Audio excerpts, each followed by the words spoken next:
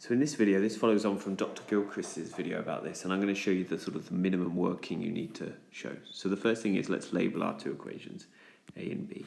Because the first thing I'm going to do is I'm going to square both equations and add them together, which means the left-hand side, as you know, just becomes k squared, and then I square and add the other two sides.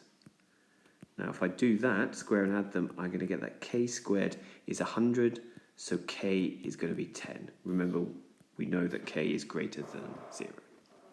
Right, next, let's put the k equals 10 into my two equations. So I've got 10 sine alpha is equal to negative 6, and I've got 10 cos alpha is equal to 8.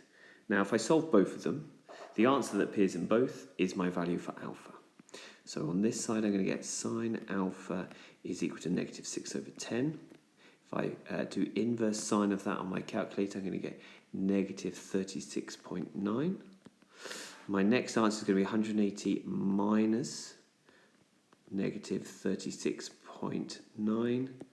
And then my next one is going to be my answer from my calculator plus 360 degrees. So the two answers between 0 and 360 degrees are 217 degrees and 323. Okay, let's see which one appears in the next one. So divide by 10, do the inverse cos of that, and I get 36.9 positive. Its other one would be 360 minus what I get in my calculator.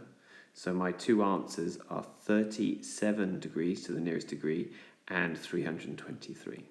So as 323 appears in both, that is going to be my value of alpha. So my answer here is k equals 10 and alpha equals 323.